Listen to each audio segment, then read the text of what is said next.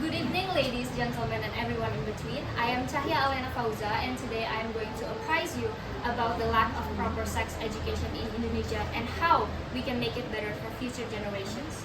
First of all, let me ask all of you here, how many of you have received a formal sex education at school? Not really. Okay. I see that most of you have not. So I'm going to show you how there's a severe lack of sex education in Indonesia.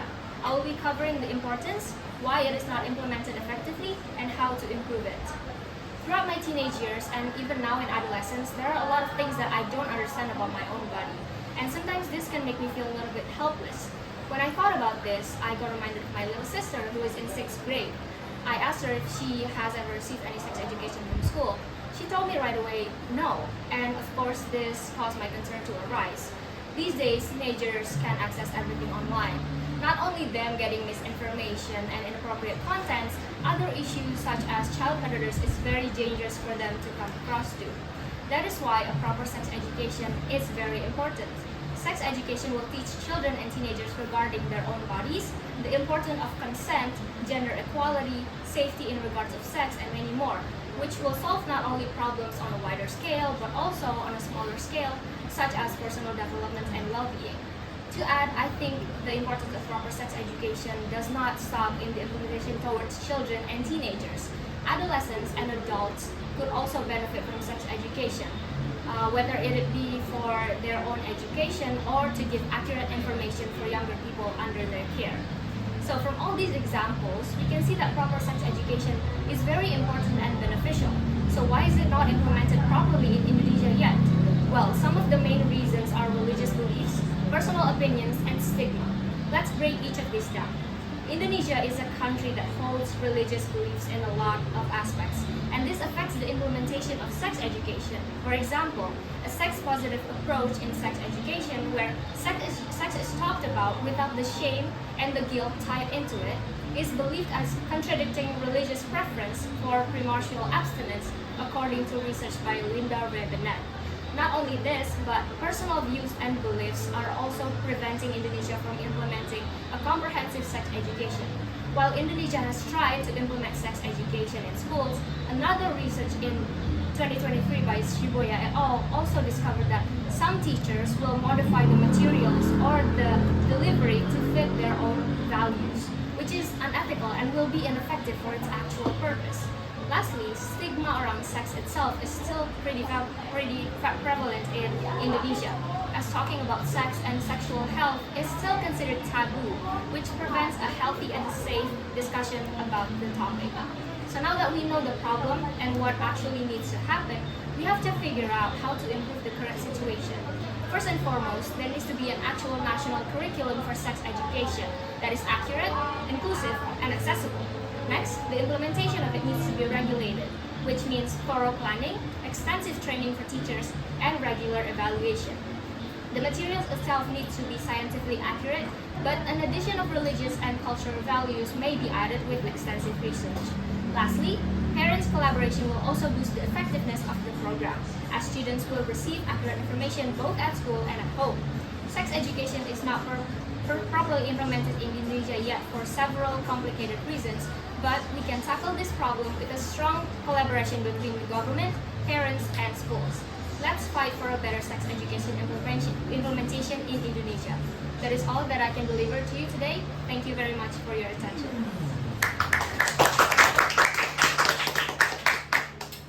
Assalamualaikum warahmatullahi wabarakatuh. Good evening, everyone. Good evening. Have you ever listened to a song that suddenly changed your mood? Yes. Maybe you were tired, then your favorite song started playing, and suddenly you smiled and felt better. That's the power of songs. Because music is everywhere, in our homes, in our class, or even in the background of our daily lives. So today, I, Mila Amalia Insadi, want to share how songs are not just entertainment, but something that can truly influence our emotions and make our daily lives better.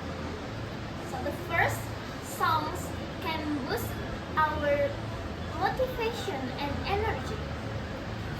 example, many of us love listening to music while studying, cleaning, or exercising.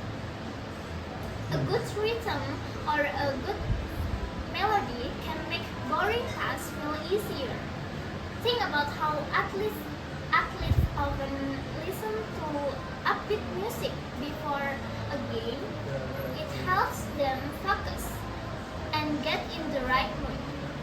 In fact, research from the University of Wales found that listening to music while working on repetitive tasks can increase motivation and improve performance. In the same way, we can use songs to help us stay productive and positive throughout the day. Second, music can heal and comfort us in difficult times. When we feel sad or stressed, certain songs can make us feel understood, like someone else has felt the same way. I'm sure all of us have that one song we listen to when we're feeling down. The lyrics, the melody, and the emotion behind it can calm our hurts. It reminds us that we're not alone in what we're feeling. Finally, songs can shape our emotion and change the way we experience our day. A single song can turn a gloomy morning into something bright or help us relax after a long day. Listening to the right song can change our mindset from negative to positive, from tired to inspired, because music has the unique power to speak directly to our hearts, even without words. In conclusions, songs play a big role in our daily lives. They motivate us, comfort us, and help us stay emotionally balanced.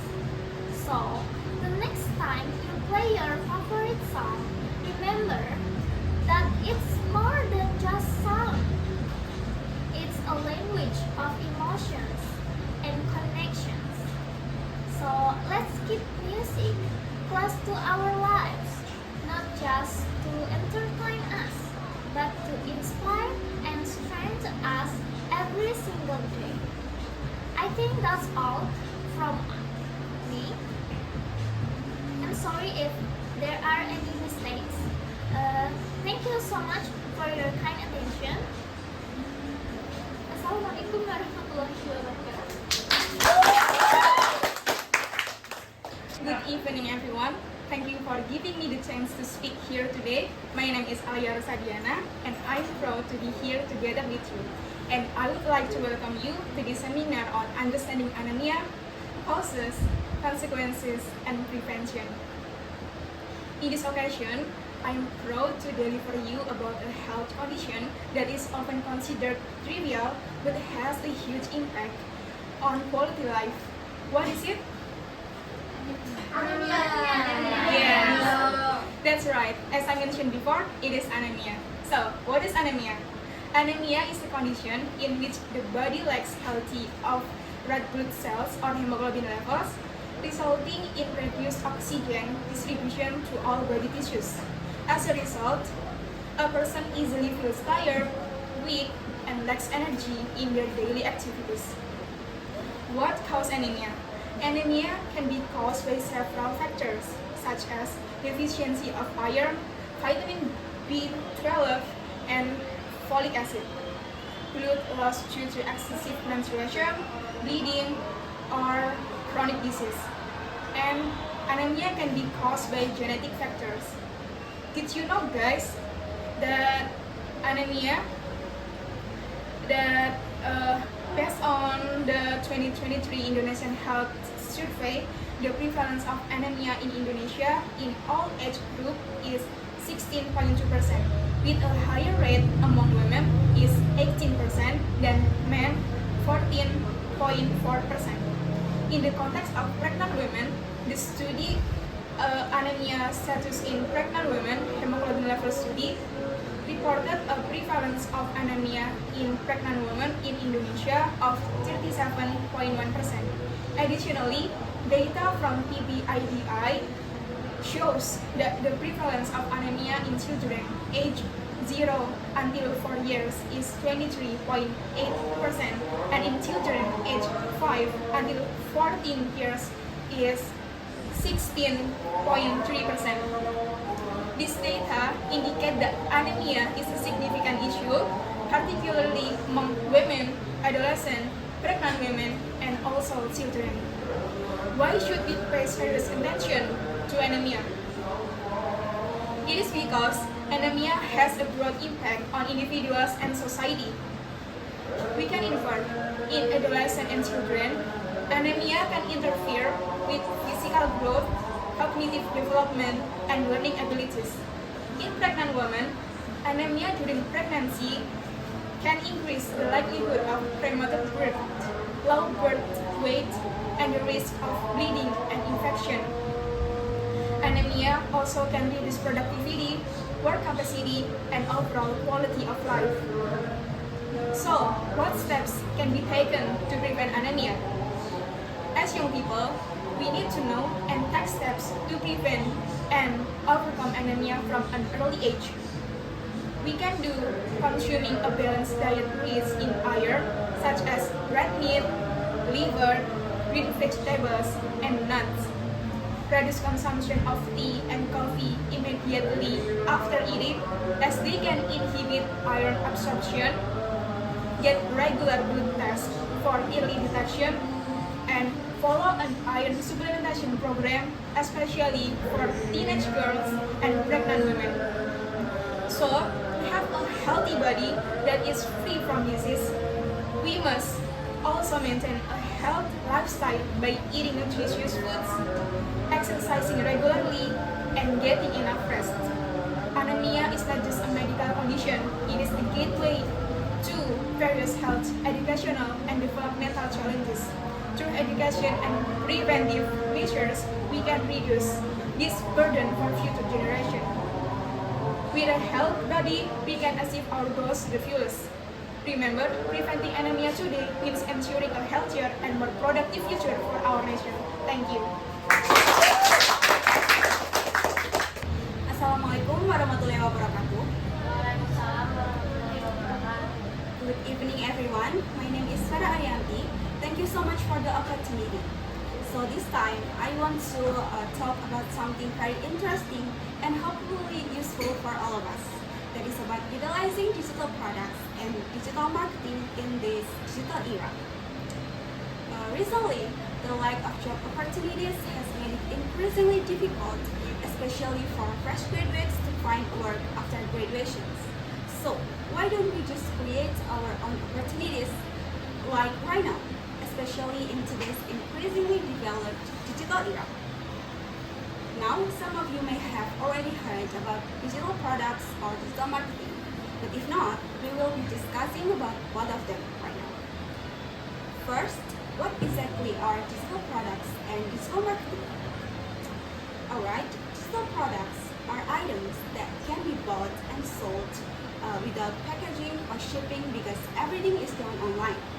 For example, such products include ebooks for those who enjoy writing, templates, journals, trackers, or presentations for those who love design, or maybe a video course for those who enjoy teaching others. You can create these digital products using your phone and using your free application. Plus, you only need to create the product once, but you can sell it multiple times. Next is digital marketing. Digital marketing is everywhere, on Instagram, on TikTok, YouTube, and even the ads we see on the internet. This is how you market and promote the digital products you've created. As a student, you must be familiar with this platform. You can start with use social media like Instagram because this platform is very flexible, low cost, and has a wide reach. So, how do you get started? Firstly, you have to decide what kind of digital products you want to create. Is it an ebook, a video, or a design? It will be better to have a strong niche and clear target market because it will be make it easier to create the product. After that, you can start the process of creating your digital products using your phone and edit it with free applications such as Canva. Once it's ready, you can put your products on a website which will be your online store. I suggest you to use Link ID as your first time because it is very easy to use and understand. Then, what you have to do is just be consistent in promoting your products on social media. You can make short videos that shows the content, the advantages, or the reason why your target market should buy your products. Don't forget to learn about hooks because it is important to add to your videos. A strong hook can grab your audience's attention so that they will be interested to watch your video. Therefore, digital products and digital marketing are one of the ways that students can utilize to learn entrepreneurship, to open up future opportunities, or even to generate their own income. The most important thing is consistency and strong willingness to grow. Now, can you guys imagine what kind of digital products that you think you can create? Yes. No. Maybe. Website. Yeah, website. Maybe saja. Yes. I'm not really sure. I think you can start to thinking about that, starting from now. Yes. Oh, yeah. Alright everyone, I think that's all for me. Thank you so much for your attention. I'm sorry if there's so much mistake in my word. And wassalamualaikum warahmatullahi wabarakatuh. Waalaikumsalam warahmatullahi wabarakatuh. Good evening, everyone. Good evening. I'm very delighted on this beautiful occasion since I can greet this amazing audience and hope everybody here is doing well. I'm Anini Rahmawati, and to start this evening speech, allow me to start it with a question. How many of you have checked your phone today? Me. Even before this speech starts? Yes. Don't worry, I'm not judging you.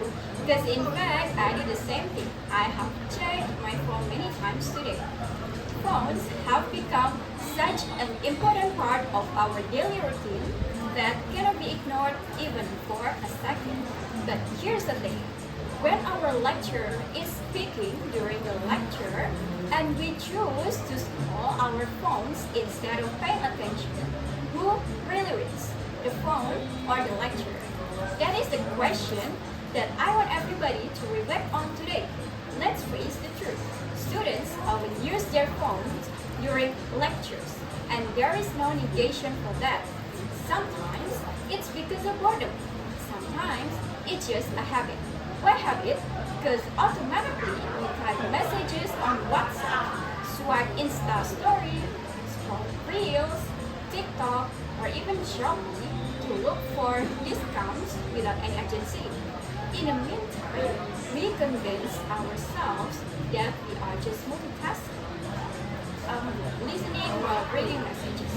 But in reality, this habit is distracting not only for us, but also for the energy of the entire class. The lecturers who see it, and even for our classmates. I want us to imagine the scene. A lecturer explains an important point. The classroom is quiet, and then ding, a phone notification goes out. A few students look down at their phones, some even start scrolling, and the room's focus is suddenly gone. It gives us a real reflection that the phone use in class is really distracting, even for those who don't use it. Research shows that phone use during lectures significantly impacts on students' concentration. The observation shows that those students tend to experience a decrease in focus on the material being taught. This can be observed through their gestures, such as frequently glancing at their phones, not paying attention to the lecture's presentation, yawning, and moving their bodies. If you can't stay focused for a 50-minute lecture, how will we handle a 2 or 3 hour workplace meetings? If we can't put the phone down while someone is speaking, how do you value relationship? In short, every time we choose the phone during lectures, we lose something valuable in return. Don't make the person in front of us less important than the screen in our hands.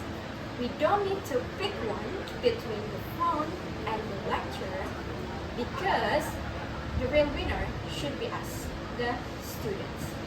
When we choose to respect the moment and then we fully engage with what is happening in front of us, we are the ones who gain the most knowledge, a stronger focus, better habits, and healthier relationships. So, allow me to close with this thought. Every time we put away our phones and focus on the lesson, we are saying, I choose to win. Because in the end, the lecturers don't lose, but we do. And then, the one who has power to change it is us. Thank you very much for your attention. Wassalamualaikum warahmatullahi wabarakatuh. Waalaikumsalam warahmatullahi wabarakatuh. Assalamualaikum warahmatullahi wabarakatuh. Waalaikumsalam warahmatullahi wabarakatuh. Good evening, everyone. My name is Damadi Pada, and today I want to talk about comfort food. So, in our daily lives, things can be very long and tiring. Sometimes you also have to go through a tough day, such as doing a presentation, and then writing an article, or even reading a book that is dozens or even hundreds of pages long. Because I also feel the same way. At this moment, we usually are not in the mood to do other tasks or activities because we are already exhausted. So maybe what can restore our mood is going out for a simple meal or drink, either alone or with our friends, like buying chicken noodles, martabak, or making our favorite food at the boarding house. And this is what we call as comfort food. And today, I want to talk about it. I would like to share how comfort food can restore our mood and energy so that we can resume our activities as usual. So, if I could offer my opinion, what is the most important thing for happiness? Of course, the answer is memories. Comfort foods makes us feel refreshed and better because it sometimes reminds us of happy memories from the past. For example, when we buy our comfort food or our favorite food after a hard day, we eat it while thinking about our childhood memories. So this can be an easy and affordable cure for the stress. This also indirectly affects our psychological aspects. Comfort foods usually contains carbohydrates. These carbs help the brains to produce serotonin, which is often thought as the happy chemical, because it can contribute to a sense of well-being and peace. So, when you have a bowl of chicken noodles, you are actually giving your brain the ingredients that are needed to boost your mood and energy. Comfort foods also help some people not to feel lonely because many of our cherished food memories are related to shared experiences. Perhaps it is the memory of sharing martabak with friends or eating together with family during Lebaran. And when we feel exhausted or lost after a long day at the university, the memory of that connection can be very comforting. So, to summarize, comfort food is not just a food, but it can also improve our mood and energy. First, it can trigger certain nostalgic memories that reminds us of the times when we felt sad. And then second, these foods triggers real chemical changes in our brains that naturally improve our mood And last, it helps us to feel less lonely by connecting us again with the people we love.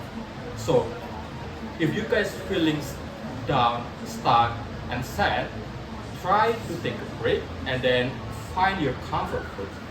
Because not all medicines have to be found at the pharmacy or doctor, because it could be your favorite food. I think that's all for me. Wassalamualaikum warahmatullahi wabarakatuh. Waalaikumsalam warahmatullahi wabarakatuh. Good evening, ladies and gentlemen. Before I start, I would like to ask a question. Besides being so charming and beautiful, what have you been up to today? Nothing. You all look amazing today. Did someone send a memo saying, "Dress nicely, Alice giving speech tonight"?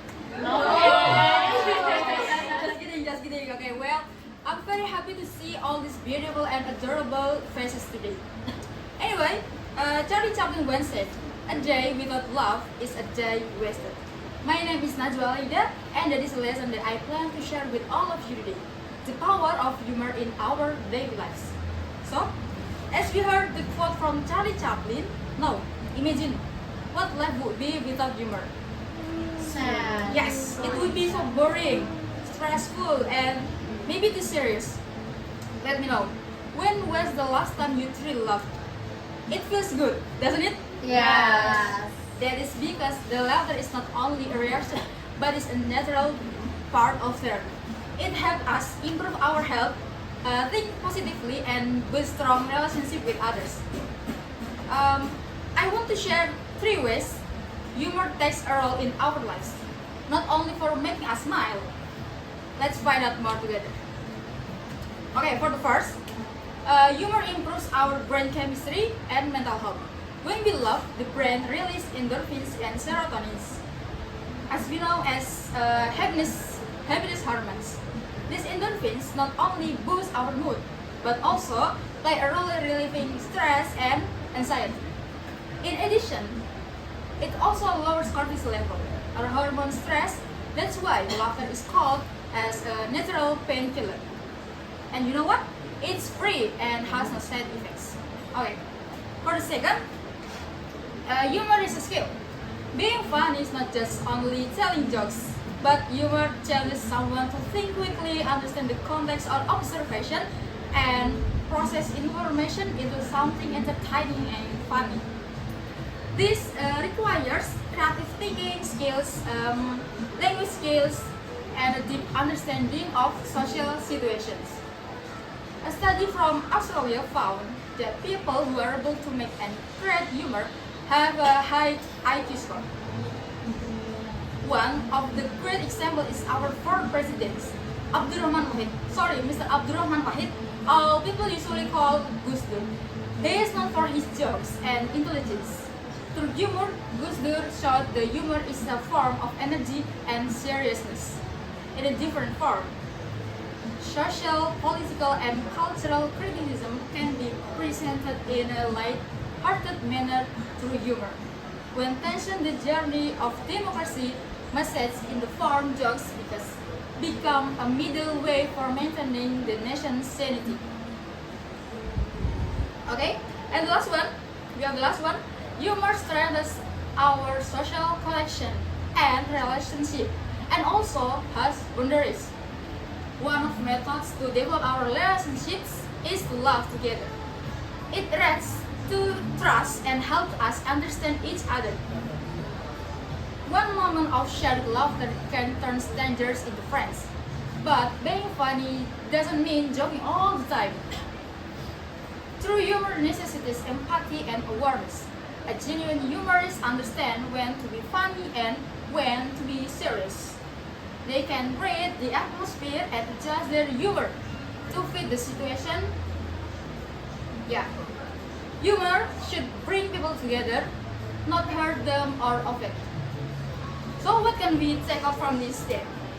So there is much more to humor than just entertainment. It's a natural medicine that heals our minds, a type of intellect that allow us to connect with others, and source of strength that makes life better and easier. And finally, I like to say, don't forget to happy, smile, to be a chill person, and don't take this life too seriously because Rezeki is almost signature. I hope this presentation gives you new insights, guys. I think that's it. That's all for me. Thank you for your attention.